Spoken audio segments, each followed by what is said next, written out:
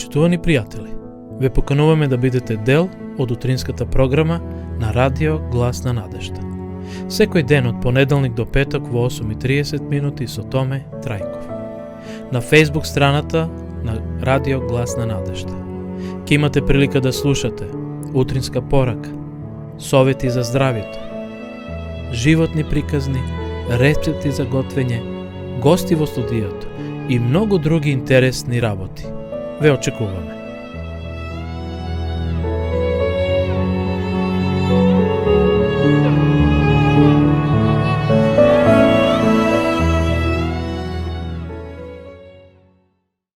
Бог се гледа. Сигурно тоа никогаш не би го зел да помислил дека некој го гледа. Ама овој лекоумен војник заборавил дека Бог се гледа. После освојувањето на градот Ерихон, за време на доаѓањето на евреите во Ханан, војникот Ахан во ерихонските урнатини приметил една прекрасна наметка и неколку златника. Знаел дека неговата жена би била восхитена кога тоа би го подарил, бидејќи имала убав вкус и голема желба за богати и убави работи. Додека совеста му зборела, сети се на зборовите на Исус Навин, да се што ќе се најде во Ерихон му припаѓа на Бога. Значи, дека не смееме ништо да се земе. Колку е тоа незгодно, си помислил во себе си овој војник.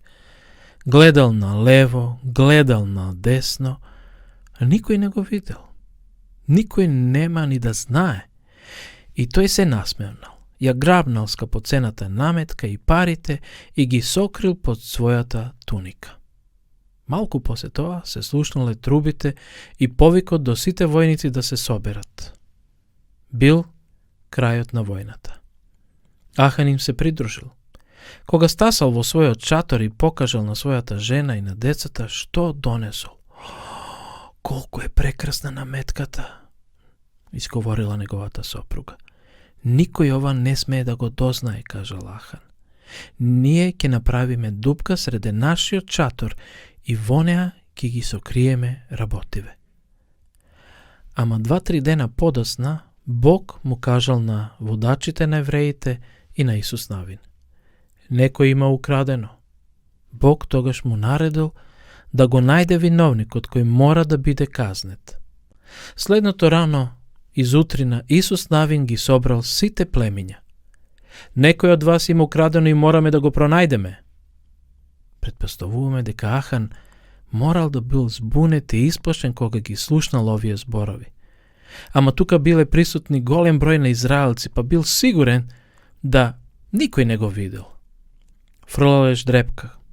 Кога го направиле тоа, не се знаело точно. Да предпоставиме дека зела една врекичка со тркалезни каменчиња, од кои сите биле бели, освен едно кое било црно.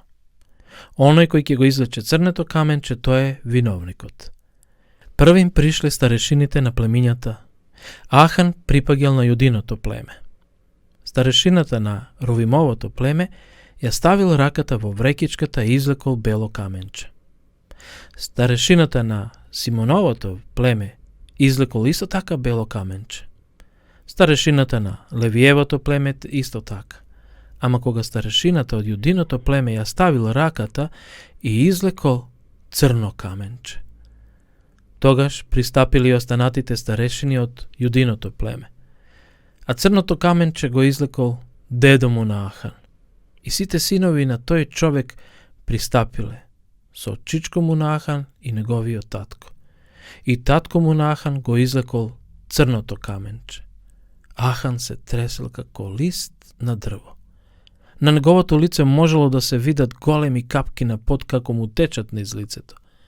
Сега дошол редот на него да ја стави раката во врекичката. Кое ли е црно каменче? Треба да извлече бело. И така ги пипкал со ред. Ама тој мора да побрза, бидејќи сите го гледаат. На крај извлекува едно каменче. И тоа било црно. Тогаш се му признал на Исус Навин, ама веќе било предоцна. Ахан и целото негово семејство и украдените работи биле odvedeni nadvor od logorot dolината на Ахор, kada im bila izrečena smrtna presuda, spored koja site tije i site negovi bile kamenuvani. Vaka pominal čovek koji mislil дека Бог не гледа. Вие за секогаш ќе се сеќавате на овој пример и ќе мислите на тоа дека Бог секогаш вас ве гледа, зарем не?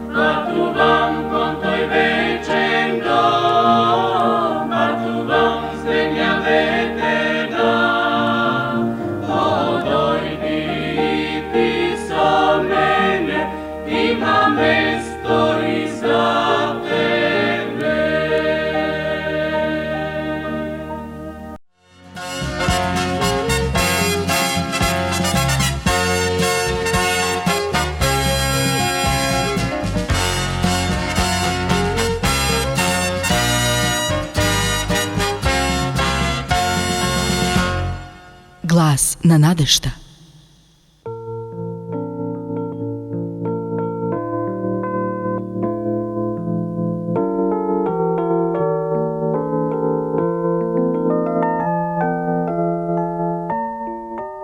Драги слушатели, ја следите емисијата Глас на надешта. Како и секогаш, ќе слушнете многу корисни совети од Библијата, совети за животот и здравјето.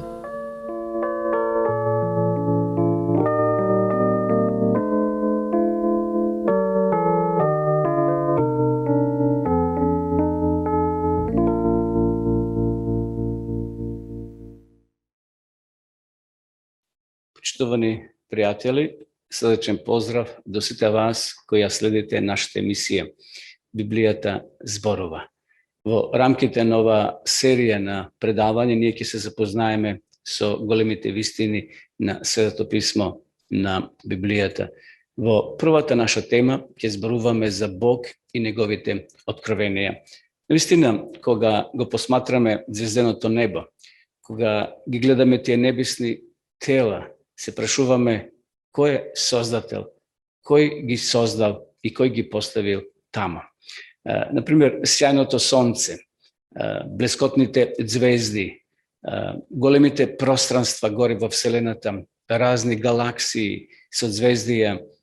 Дали сме се прашале некогаш кој стои позади тие создадени небесни тела? Која создал ова наша прекрасна планета, на која има прекрасни работи, за огење на сонцето, например. Тука се птиците, рибите, морските чудовишта, самото виножито кога го гледаме после дождот и така натаму. Кога летаме со авиони, ги гледаме тие прекрасни пейсажи, прекрасни птици, односно прекрасни планини. Кој стои позади сето тоа? Кога ќе наблюдуваме нашата земја, кога одиме по неа, разни потоци, водопади, природа, планини, се прашуваме од каде сето тоа овде нова земја. Дали тоа случајно? Големите морски пространства, океаните. Навистина, се тоа предизвикува кај нас восхит. Самото заоѓање на сонцето, наутро излегува, а навечер заоѓа. Морските делфини или се оно што постои во морето, ние сме чудоневидени, восхитени и едноставно уживаме во сето тоа. Кога ги наблюдуваме птиците, се прашуваме од каде на птиците им е дадена таква мудрост, таква интелигенција и таква сила. Например, ластовичките на есен заминуваат на југ, а напролет повторно се враќаат во топлите краишта. Кој управа со нив? Дали сме се прашале? Дали тоа случајно? Дали тоа го создала самата еволуција? Кога ги гледаме животните, исто така тие красат нашата земја на која ние живееме. А што да кажеме за прекрасните ливади, покриени, обвиткани со прекрасни цвеќиња? Секој цвеќе има своја боја. Ниту едно не личи на друго. Секој е различито. И навистина се поставува прашање од каде сето тоа, драги мои пријатели? Кога ги гледаме цвеќињата, миризливи, со разни бои, кој стои позади сето тоа? Дали тоа случајно? Дали тоа само моќта на природата? Од каде потекнуваат сите овие нешта? Дали тие се појавиле како резултат на некаков слеп случај или некој ги создал и ги ставил на нивно место? Ние на овие прашања, почитувани пријатели, ќе одговориме врз основа на Библијата, на Светото писмо. Затоа овде имам Свето писмо, книга над книгите или Библија. Секој од вас може да ја добие доколку ни пишете на наша адреса и искажете желба да ја имате. Значи, ние и во ова предавање, и во наредните предавања ќе контактираме токму Библијата, односно Светото писмо. Кој е тој кој постои позади сето ова што ние сега, еве на почетокот од ова предавање, го наброивме? Од каде потекнува човекот? Можеби и тоа е исто така интересно прашање. Зошто ние живееме на ова земја? Дали сме се случајно родиле? Дали случајно постоиме? Или имаме некоја цел? Некој не поставил и некој сака нешто да постигне преку нас? Од каде, а каде заминува човекот после смрт? Дали гробот е крај на сите човекови очекувања? Живе 50, 70, 90, па и 100 и 120 години, на крајот доаѓа смрт. Дали е смртта вечна разделба помеѓу живите и покојните? Ајде да ја контактираме, почитувани пријатели, и во ова наше прво предавање Библијата. Бог вели, односно Библијата вели дека Бог сето тоа го создал. Позади сето тоа постои создателска сила или мог, наречена Бог. Еве, кога Бог го создал човекот, вели Светото писмо, единствено тогаш Господ ги употребил раците и направил човек од земја. Сето друго го создавал со збор или со зборови. Но кога дошол мигот да го создаде човекот, Бог едноставно се садил целиот себе си во создавање на човек. Значи, Бог го создал и човекот. И единствено тој може да ни ја покаже целта и вистинската смисла на животот на оваа земја. Бог не само што постои, драги мои пријатели, туку и му се открил на човекот. И сега да видиме како Бог се открива на луѓето. Има ли некоја метода, има ли некој начин? Еве што вели Светото писмо. Бог ни се открива преку природата. Најпрви кога ќе ги отвориме очите, ние гледаме природата и сето она што не окружува. Еве го текстот во Римјаните 1 глава, 19 и 20 стих вака пишува. Така што ова, кој може да се знае за Бог, ним им е познато, бидејќи Бог тоа го откри, од она што е во него, невидливо, односно вечната негова сила и божество, се гледа уште од создавањето на светот. Гледани според нивните созданија, па така немаат изговор. Понатаму читаме во Псалмите Давидови, во 19 глава, од 1 до 4 стих, еве ги текстовите. Небесата искажуваат Божјата слава, небото ги објавува неговите дела, ден на денот му ги раскажува, ноќ на ноќта и ги пренесува, не со збор и не со говор, ниту со глас што може да се чуе, па сепак ни сета земја, звукот им се ори, од крајот на светот зборот им се гласи. Природата, драги мои пријатели, зборува за Божјата сила, зборува за неговата мудрост и семоќ, за љубовта и за неговата нежна грижа за човекот. Значи, позади сето на што постои на оваа земја, посебно во природата, на небото, постои Бог, Божјиот подпис. Како што позади еден часовничар позади еден часовник постои часовничар. Значи, не може часовникот сам да се создаде. Тој постои цела екипа, луѓе кои го осмислиле, инженери кои го направиле. И денеска ние се восхитуваме кога носиме часовник, дали е поевтин или поскап, сепак позади сите часовници постојат луѓе кои го направиле истиот.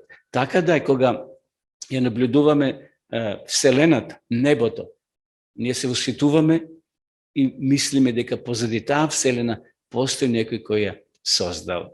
Еве, например, луѓето отишле дури и на месечината, се вивнале во небесните облаци во Вселената. Кој стои позади сите тие небесни, може да ги наречеме машини, со кои луѓето отишле горе во небото? Секако астрономите не летале со рацете, ти имаат посебни справи, посебни летала со кои заминале горе во Вселената. Значи, постои човек, постојат луѓе кои тоа го тие создале и направиле. Бог ни се открива преку природата. Второ, Бог ни се открива и преку нашата совест. Еве што вели апостол Павле во Римјаните 2 глава. Поради тоа што делото на законот е напишано во нивните срца, та затоа се управуваат според законот, бидејќи нивната совест ми сведочи за тоа. И нивните мисли помеѓу себе се обвинуваат или оправдуваат во оној ден, кога според моето благовестие Бог преку Исуса Христа ќе ги суди тајните на луѓето. Значи, Бог се открива, драги мои пријатели, преку нашата совест. Тој тенок, тивок Божи глас кој ни зборува на нашата совест. Ете, има луѓе, ние ги велиме со отапена совест. Ќе убие човек, ќе направи некој зло дело и воопшто не се возбудува. Нивната совест, вели Библијата, е отапена. Тие не се чувствителни на она што се случува околу нив. Но Бог сака преку нашата совест да се открие на тебе и на мене. Емануел Кант еве што кажал: две работи се повеќе ме восхитуваат и ме тераат на размислување. Звезденото небо однадвор и моралниот закон однатре.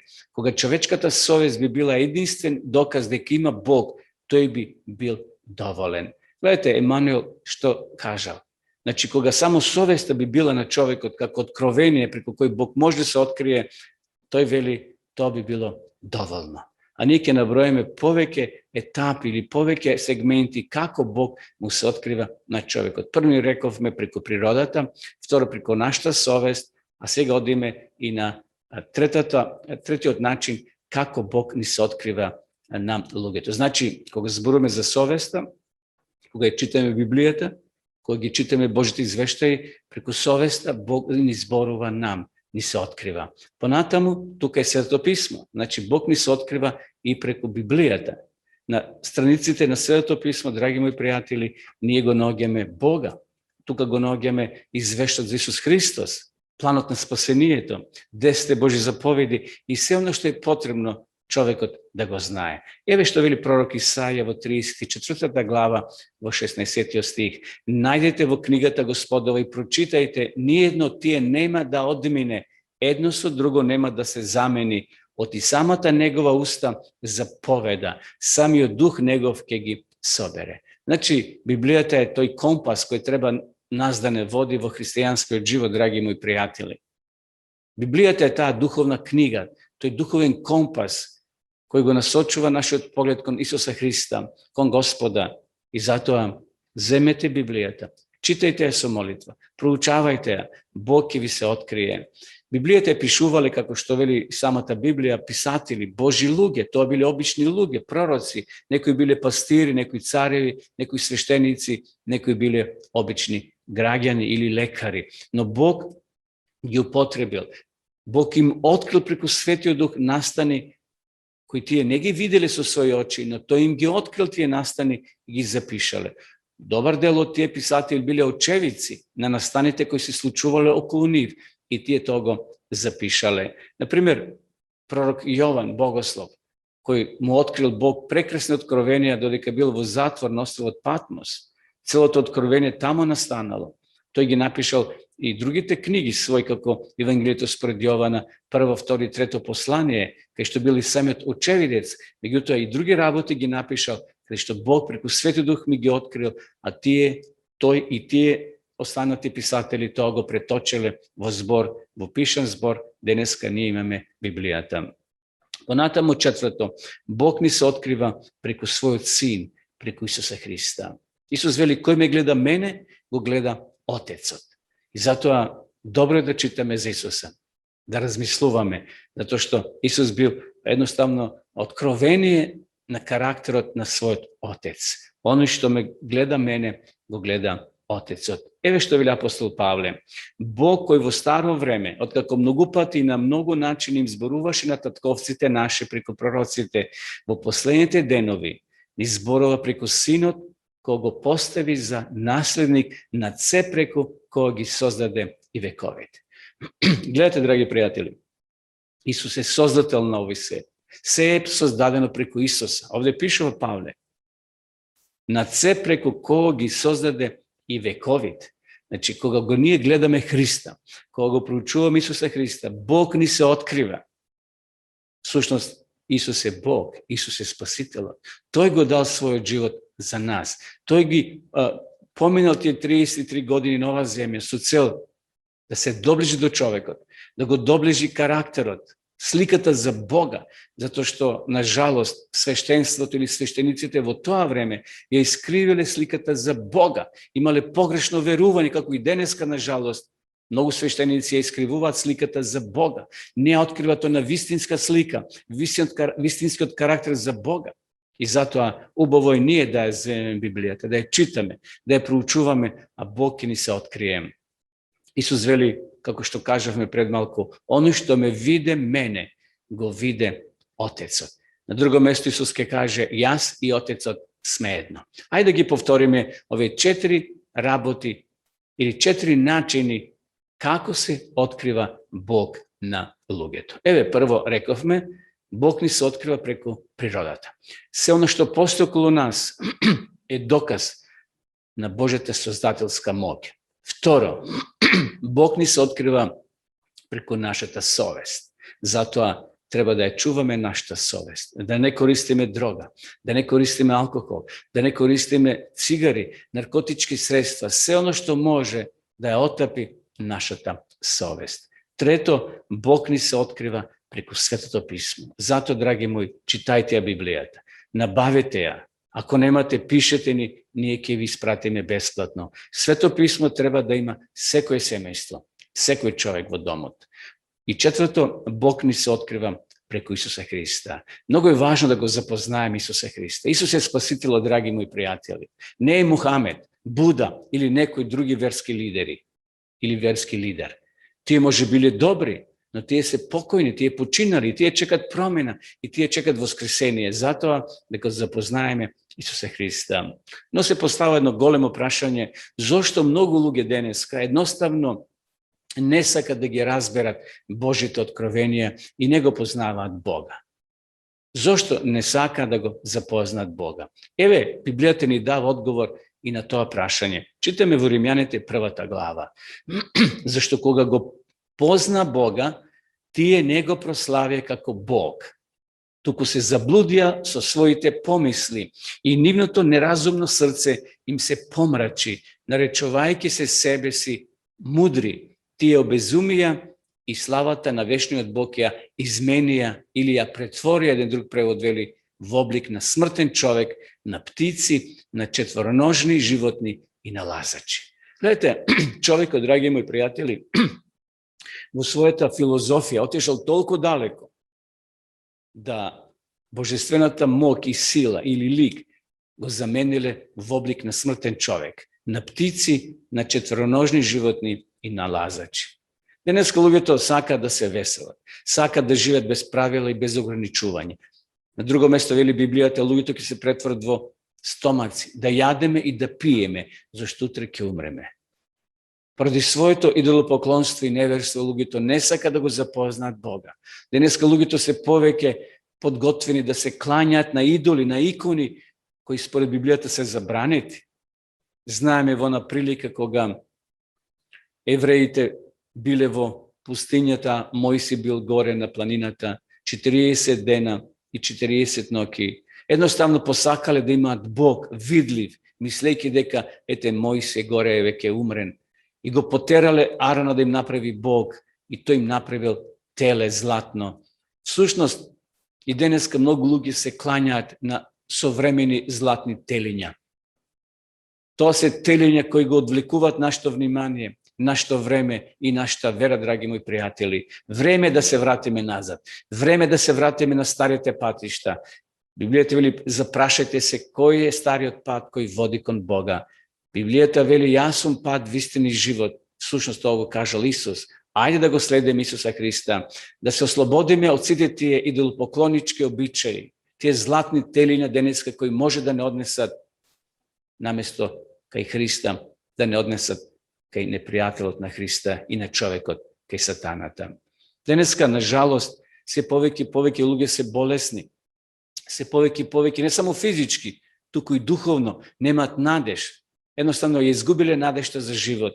Болести се повеќе се појавуваат. Денеска, како да е срамота да ја читаш Библијата. Погледнете ова фотографија. Ова момче своето слободно време во паркот го користи за читање, за проучување на Библијата. А овие девојчиња му се подсмеваат. Може би некој ќе покаже прст и кон тебе, дека си христијанин, дека си поразличит од останатите. Немој да се секираш за тоа. И на Исуса му се смееле, и на Исуса му се подсмевале, и на Исуса му ставале секакви етикети, но тој е знал својата мисија, тој го знал својот пат. И затоа денеска е време да го следиме Исуса Христа, да не ги следиме човечките мудрувања, да не ги следиме човечките патишта кои не носат кон Христа, туку не носат во заблуда. Зошто многу луѓе не ги разбираат Божите откровенија и не го познаваат Бога? Рековме, прво не сакат да го запознат, едноставно не сакат. И Бог тука ништо не може да стори, зашто човекот има слободна волја да самиот одлучи, да самиот одбере како, на кој начин и во што ќе верува. Второ, поради своето идолопоклонство и неверство. Едноставно, повеќе сакат да бидат идолопоклоници луѓето и да не веруваат отколку да веруваат. Ајде во овој трет дел од ова размислување, драги мои пријатели, да кажеме неколку зборови, неколку мисли и библиски текстови за Бога како личност и неговите особини. Знаеме дека на небото постои тројство. Отец, односно Бог, Исус Христос и Светиот Дух. Бог е духовна, интелигентна и творечка личност. Апостол Јован во 4 глава од своето Евангелие, во 24 стих, еве што запишал. Бог е дух и оние што му се клањаат треба да се поклонуваат со дух и вистина. Секако ние Бога не може да го видиме, но тој е личност, како што сме ние. Зашто пишува тамо во првата глава, од прва книга Мојсеева, кога дошло време да го создадат човекот, тие рекле, односно Бог рекол, ајде да создадеме човек како што сме ние. Значи, ние носиме белег, драги мои пријатели, на Бога. Секако, нашиот карактер денеска е расипан, со влијание преку годините на гревот. Нашата физиономија како ликови, ние сме извитоперени, бидејќи поминало повеќе од 6000 години, но сепак во нашите гени ние носиме лик на нашиот Бог, бидејќи Господ го создаде човекот според својот лик. Така да, Бога ние сега не може да го видиме, но Бог се открил преку својот Син, преку Исуса Христа. Љубовта е суштина на Божјата природа. Значи, сршта на Божјот карактер е токму љубовта. И затоа апостол Јован ќе запише, Бог е љубов. Тука нема филозофија. Едноставно, Бог ќе покажал својата вистинска љубов, давајќи го својот Син Исуса Христа да умре за нас и да плати откупнина за нашите гревови. Јахве, Господ, Бог, дарежлив и милостив, долготрпелив и на гнев, многу милостив и вистински, искажува милост на илјадници, проштава опакост, грев и престап. Гледате каков е Бог. Долготрпелив, дарежлив, милостив. Колку пати ние сме погрешили на Бога, драги мои пријатели. А Бог е милостив, Бог ни проштава кога ќе побареме прошка. Вистински е Бог. Искажува милост на илјадници. Тој не се гневи како ние, кои сме како молневити во избавливоста. Бог е милостив. Бог е духовна, рековме, интелигентна и творечка личност. Бог постојано создава. Бог постојано е во акција, драги мои пријатели. Љубовта на неговиот карактер е суштина на самата негова природа. Бог, рековме, е создател, творец. Тој создал се.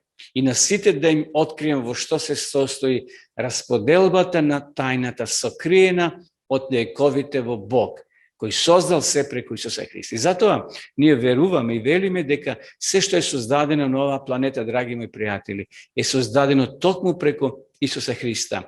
Тој е создателот. Секако сите тројца, самото тројство учествувало во создавањето, меѓутоа Исус бил тој преку кого се било создадено. Тој создал се со својот збор, вели Библијата, од ништо. Преку верата разбравме дека вековите се установени со збор Божи и дека од невидливото произлегло видливото. Тоа го вели апостол Павле во Евреите во 11 глава во 3 стих. Значи, гледате, драги гледачи, Бог создавал со збор од ништо. Тоа е Божја сила. Тоа е за нас тајна засега, но еден ден Бог тоа ќе ни го открие. И човекот е круна на Божјето создавање. Наистина, кога го гледаме и кога го читаме овој извештај, ние се восхитуваме. И го создаде Бог човекот според образот свој. Според образот Божи го создаде, машко и женско ги создаде. И тука ги гледаме сега Адам и Ева, првиот брачен пар. Тие биле прекрасни, убави, нежни, сочувствителни. Немале гребнатинка на себе во својот карактер, зашто излегле од Божите раце, совршени. Се што Бог создавал и создава е совршено. И наистина, Адам и Ева се круна на Божјата создателска моќ. Едноставно, рековме, Бог како творец создал се, тој создавал од ништо и човекот е кулминација, круна на неговото создавање. Сега прашање за нас, драги мои пријатели, кој е или каков треба да биде нашиот однос кон Бога? Прво, ние сме должни на Бога да му искажеме стравопочит, чест, слава и благодарност. Апостол Јован ќе запише во Откровението 14 глава во 7 стих. Тој зборуваше со висок глас: бојте се од Бога и подајте му слава, зашто настапи часот на неговиот суд, и поклонете му се на оној кој го создал небото и земјата, морето и водните извори. Дали сме подготвени ова вечер, драги пријатели, да се поклониме пред Творецот, кој ќе отидеме на спиење? Клекнете пред вашиот кревет, упатите му молитва на Бога. Може со 2-3 реченици: Ти благодарам, Господе, за денешниот ден, за Твојата заштита. Господе, те признам за Создател, те признам за мој Спасител. Ете, тоа нека биде дел од нашата молитва, драги пријатели. Бог е достоен. На Бога ќе биде срцето радосно, зашто ќе слушне молитва на благодарност од своите чеда, од своите созданија, од тебе и од мене. Не е тоа тешко. Не мора се крстиме со раце, зашто крстењето со рака не е молитва. Молитвата е израз на она што го чувствуваме во срцето, во душата и го искажуваме со мисла, со зборови во молитва. Нашите ангели ќе бидат радосни. Тие нашата молитва ќе ја пренесат до Таткото, до Небесниот Отец. Душите на Бога ќе допрат твоите и моите благодарствени молитви, бидејќи Бог тоа го очекува од нас. Второ, ние сме му должни на Бога да му дадеме љубов и послушност, зашто сме негови чеда. Како што еден родител очекува од своите деца љубов и послушност, така и Небесниот Бог тоа го очекува од нас. Лука ќе запише во 10 глава, во 27 стих: возлюби го Господа, твојот Бог, со сето свое срце, со сета своја душа, со сета своја сила и со сите своји помисли. Понатаму Јован ќе допише: љубовта кон Бога се состои во тоа да ги пазиме неговите заповеди. Значи, почитувани, ние сме должни на Бога да му искажуваме срвопочит, чест, слава и благодарност. И второ, ние сме му должни на Бога љубов и послушност. И затоа, сосема на крај на ова размислување, сакам уште еднаш да упатам апел до сите вас, драги гледачи. Бог ни се открива на начини кои ни се достапни на сите нас. Но дали ние ќе го отвориме своето срце за Бога, да се всели длабоко во нас, зависи од нас. Нека Господ не благослови сите нас, а и вас, почитувани, да го отворите своето срце за Бога, за Неговата милост, за Неговата љубов, за Неговото спасение. На крајот да се помолиме. Драги Господе, Ти благодариме што ни се откриваш, што Ти си толку близко до нас и што очекуваш да Те приеме во нашите срце, во нашите мисли и домови. Води не, Господе, и помогни ни да бидеме подготвени кога и ден ќе дојдеш да се најдем, Исусе, со Тебе во Небесното царство. Тоа е наша молитва и Те молиме, благословине во Исусово име. Амин. Почитувани пријатели, ми беше задоволство што можевме да се дружиме, се гледаме во наредната емисија.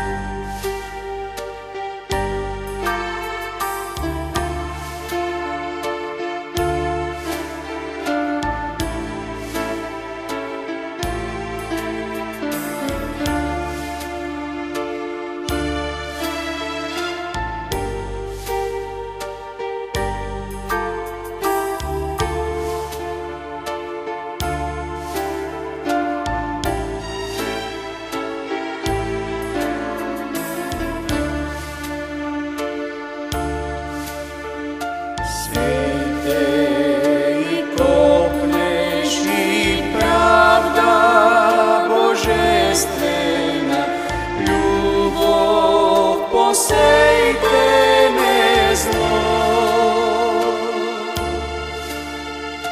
Milost svo srcata i bratska doverba, nekako prati tvoj trud. Sejači sejte i dobro to posejte, mlada ta niva vona.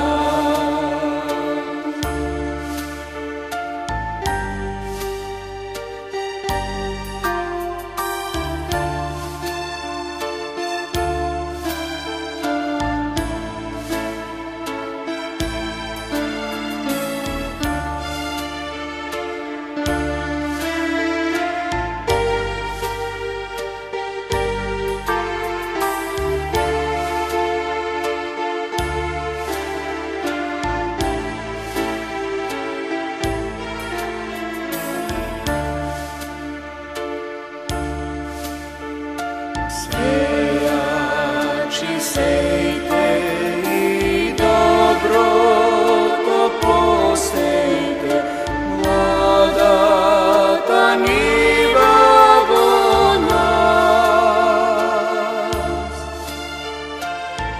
Istini zdravi vo duši te vnesete, blažene denešen čas.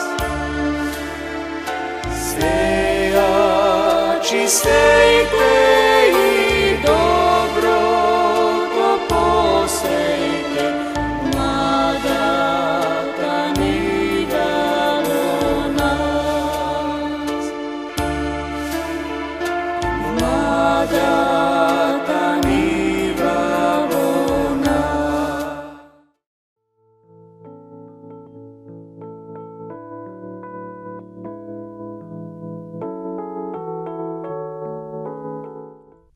Дојдовме до крајот на емисијата Радио Глас на надежда.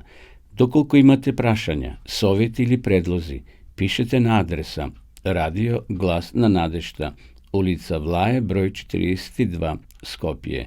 Можете да се јавите и на телефон 077 819 828. Слушајте неповторно во следната прилика. Во твојот дом то ти зборува преку гласот на надежда и срцето отвори го, спасот прими го.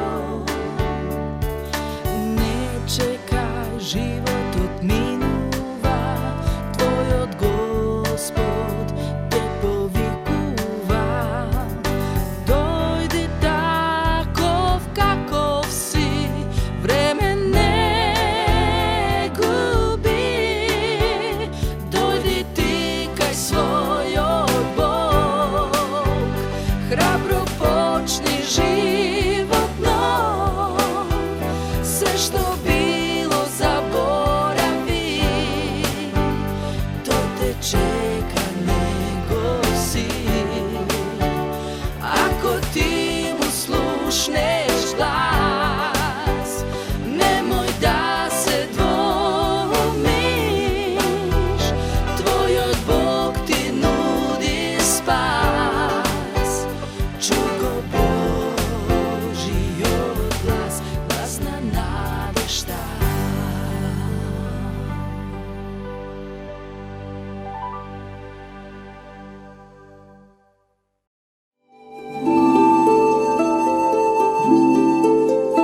Почитувани пријатели, доколку сакате да ја изучувате Библијата, имате изворедна прилика тоа да го сторите преку онлайн веб страницата на Библијата зборува. Оваа веб страница е креирана за да ви обезбеди сеопфатно, организирано и темелно проучување на Библијата. Курсевите се бесплатни и без обврски. Можете да го следите во кое било време, тогаш кога вам ви одговора. На располагање ги имате следниве курсеви: библиска археологија, библиски пророштва за верата и верувањето, библиски совети за здравјето, библиски совети за бракот и семејството. Запознајте ја Библијата, Светото писмо на Стариот и Новиот Завет преку курсевите на интернет или во печатена форма.